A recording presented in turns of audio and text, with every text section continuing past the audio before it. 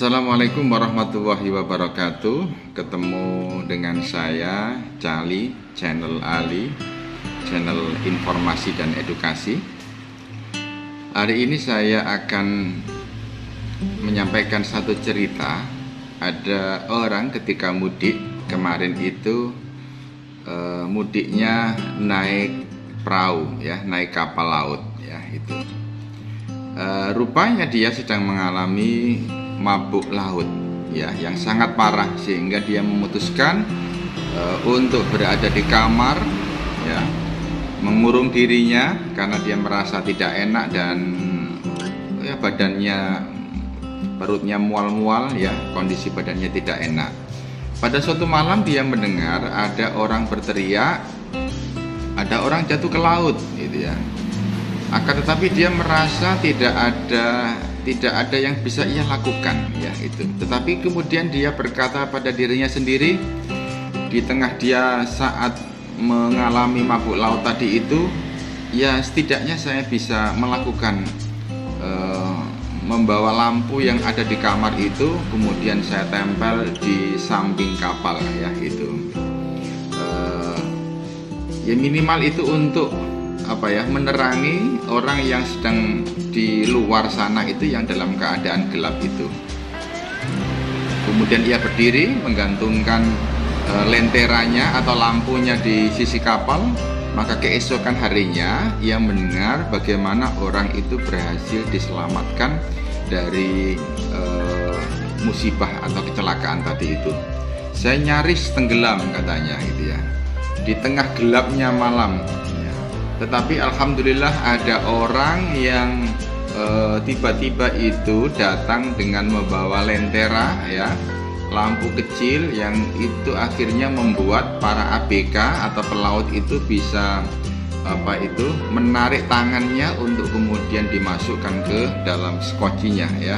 Dia sangat bersyukur sekali ada orang yang kemudian bisa selamat dari musibah atau kecelakaan tadi itu.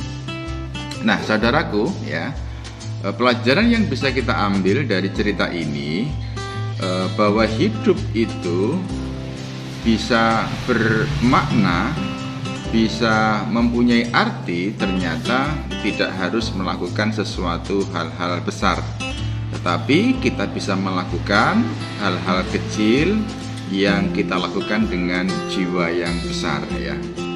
Cahaya kehidupan dalam diri kita, ya, itu akan tampak abadi, ya, dan akan dikenang orang terus, ya. Itu bukan dari kilaunya harta kita yang melimpah, ya, juga bukan dari indahnya tahta kedudukan yang saat ini kita punya, atau juga dari barangkali gelar sarjana yang deretan gelar yang ada dalam nama kita, ya itu. Tetapi bisa kita lakukan dengan hal-hal kecil yang kita lakukan dengan penuh ketulusan, memberikan pertolongan kepada orang, memberikan manfaat bagi orang lain dengan segala kekurangan dan kecukupan atau kelebihan kita. Maka untuk bisa kita merubah keadaan kita menjadi lebih baik, ya, atau bahkan kita mempunyai cita-cita untuk bisa merubah keadaan atau merubah dunia, maka tidak perlu kita itu, ya, untuk memaksa keadaan itu kita rubah sesuai dengan keinginan kita. Tetapi kita bisa memulai dengan kita rubah diri kita dulu. Ibda binafsik, ya, kata sebuah pepatah Arab. Lakukan, mulailah dari diri kita sendiri. Ibda binafsik. Maka dengan fokus kita merubah diri kita untuk menjadi pribadi yang lebih baik, kemudian kita mau untuk berbagi manfaat kepada orang lain, maka insya Allah ini akan membuat hidup kita makin hari makin bermakna dan punya arti, ya itu. Lakukan 3 hal. Kita bisa memulai dari hal-hal yang kecil yang bisa kita lakukan. Kita juga bisa mulai dari diri kita sendiri, ya, ibda bin nafsik.